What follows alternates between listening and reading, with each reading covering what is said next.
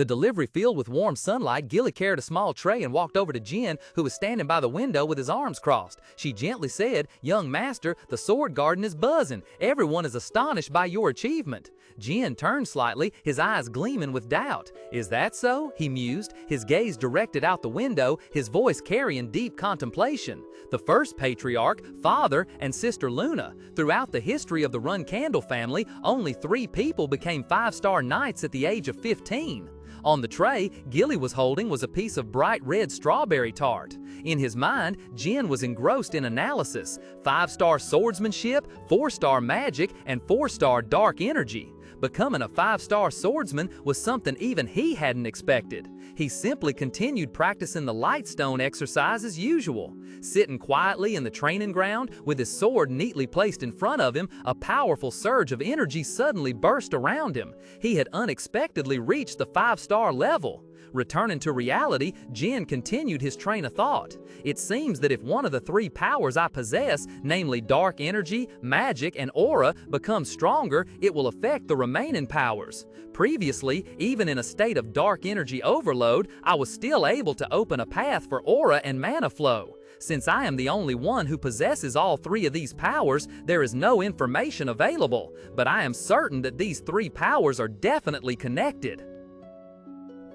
The delivery should be speeded up, very fast-paced for a modern audience. The delivery should speed it up, very fast-paced for a modern audience. Jin Runcandel's gaze settled on the vibrant, verdant blue roses in bloom. He turned to ask the nanny standing nearby, "Gilly, did you place these flowers here?" Gilly looked at the vase in surprise, then gently shook her head and replied, "No, young master. They were already in the room when you were away, so I just left them. But should I remove them?"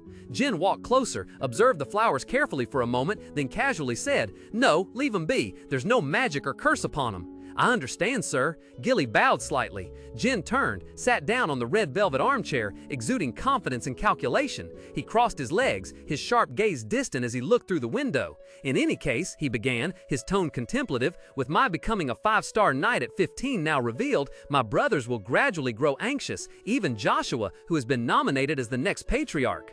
A subtle smile gently graced his lips as he thought of his elder brother. Ever since Luna Runcandel, the first flag-bearer, relinquished her position, Joshua had been groomed as the most promising candidate for the next clan patriarch. With the full backing of his mother, Rosa Runcandel, he is currently steadily solidifying his standing within the family. The delivery should be speeded up, very fast-paced for a modern audience. Although temporarily concealing my strength isn't bad, I've decided it's more beneficial to publicize my achievements. Now that my status as a 5-star swordsman has been revealed, this news will spread beyond the Runcandel family. I'm sure my story will be featured in news outlets worldwide. Moroccan licked his lips smugly. "Well, our kid is quite frankly praising himself, isn't he? I'm sure if you become the center of attention, your brothers will become more docile." "Indeed," Jin agreed, his voice growing more serious. "More importantly, Father will personally visit the sword garden." Jin's thoughts continued to flow, leading into the cold throne hall, where the seat of power awaited a worthy master. Father desires someone else's successor instead of Joshua. Apart from Luna, he's never been satisfied with any of his siblings. Fate and memory surfaced of his talented eldest sister who cared little for worldly affairs. But Luna, the only one who captured Father's interest, had no interest in the throne, so Father decided she was unfit to lead the family. Subsequently, Joshua's position as the next head was solidified. The delivery should be speeded up, very fast-paced for a modern audience. His older brother Daifa's older sister Runtia and older sister Mary had become the temporary successors. The order of succession had been predetermined, but ever since he appeared, everything had changed. Standing before the empty throne in the gloomy great hall, his small frame exuded an unusual resolve. He said with a resolute voice, "Father does not discriminate based on age and always gives everyone a chance, so he will give me an order, just like when I was at the basic level. I am certain that Father's order will include 2 things." His eyes sharpened, filled with determination as he thought of the challenge ahead. "The first is a challenge. Can I overcome the age gap between myself and my elder siblings who have been nominated as successors?" He continued, his voice steady but containing a profound insight, while an image of a body collapsed in a pool of blood flashed through his mind. "The second is protection. Father does not want me to die at the hands of my elder siblings before I complete that challenge, because I am a special case." Delivery stood before Jin, a hint of worry on her face. If your story gets published in the news, you'll be swamped with invitations to visit from families and groups from all over the world. Sitting leisurely on a finely carved chair, Jin calmly replied, "You're right. There's no better way to handle those visits all at once than a party. When father arrives, a party will be held, so Gilly, you should get ready."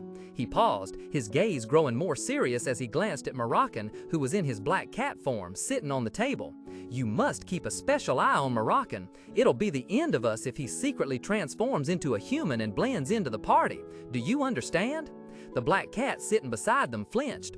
Moroccan sprang up, standing on his hind legs, indignantly exclaiming, "Huh? Hey, am I a child or something? I know that well enough."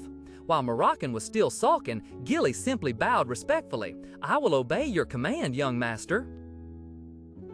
The large room filled with brilliant golden sunlight, Gilly approached Jin, a vase of fresh flowers in her hand. She gently placed the vase on the table with a soft clink, smiling as she said, "Young master, lately the butler seemed very busy responding to official documents. When I asked Mr. Pedro, it appears even the Badment royal family has sent official correspondence." Jin looked up from his book, his sapphire eyes gleaming with interest. "The imperial royal family? This is quite intriguing. Those mystics must be very curious." Gilly stood straight, looking out the window where the sunlight poured in, and continued her report. "And through Khan, the head of the household has sent the schedule for his visit home. He plans to arrive in 1 month, and visits from other families will be arranged accordingly. However, the other young masters and ladies are quite silent." Jin gently closed the book with a soft thud, a confident smile subtly appearing on his lips. "If they try to suppress me while all attention is on me, it's just advertising that they are afraid of me or hate me. That's a matter of reputation." Just then, the large room door burst open. Pedro stammered loudly, "Young master, you've been assigned a task." The butler Pedro, cold sweat pouring out, stammered in horror, but the mission is at Collon Ruins.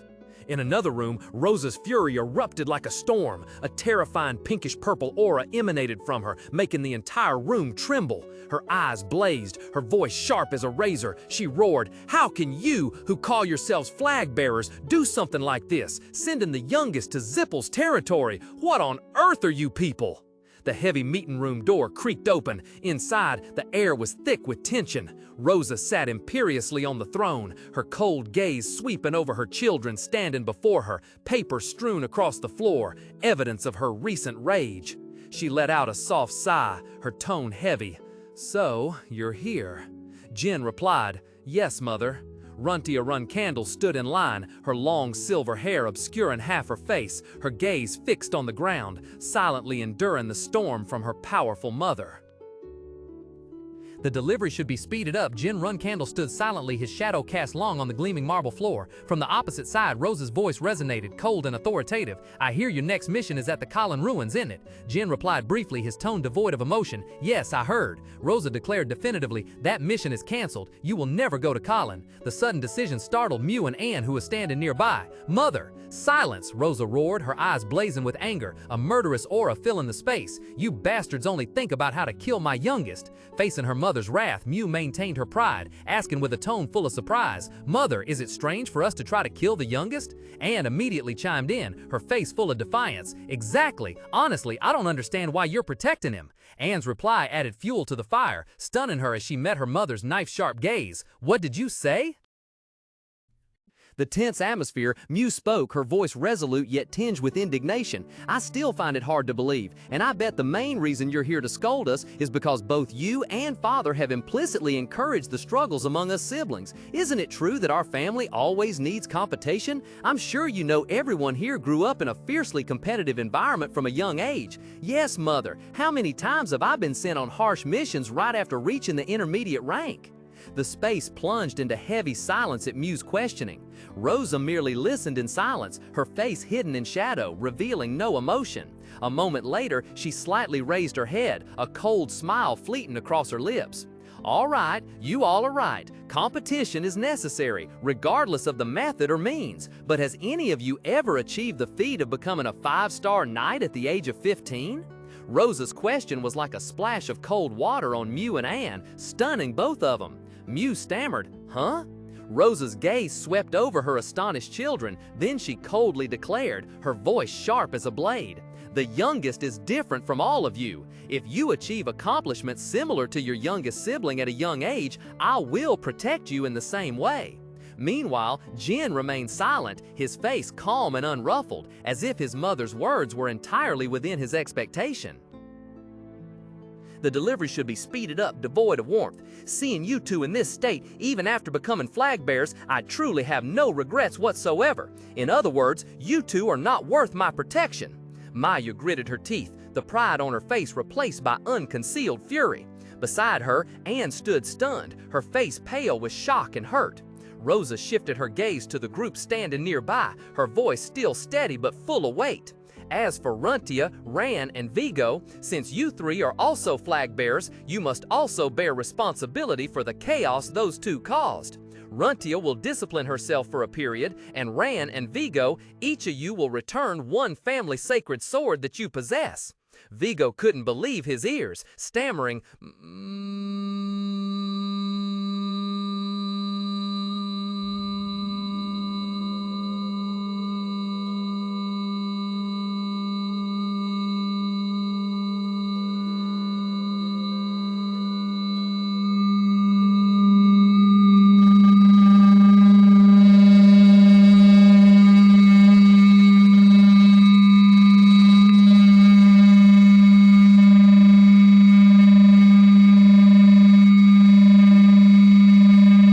Mother, do you mean return the swords? Rosa replied coldly, her eyes gleaming with cruelty. If I could have my way, I would have confiscated all the sacred swords you two own. Therefore, you should be grateful that I stopped there. Jin Runcandel stood alone at the doorway, quietly facing everyone. From above, Rosa looked directly at her youngest son, her voice resonating. What will you do now, youngest? Jin calmly met the gaze of his mother and siblings, his voice clear in the quiet space.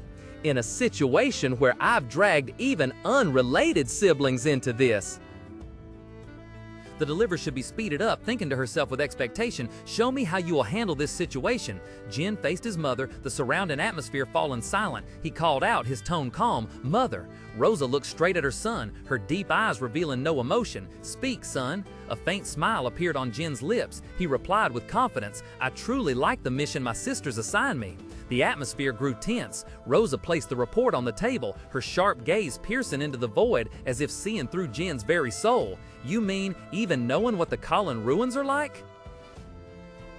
The delivery should be speeded up, very fast-paced for a modern audience. Indeed, it's a territory the Zipple clan that Runcandel once tried to conquer in the past but failed. I understand it's a dangerous place, he said, his voice unwavering. He raised his head and a confident, somewhat defiant smirk formed on his lips. His deep blue eyes flashed with an enchanting light, reflecting his ironclad resolve. But I have no intention of backing down in this fight.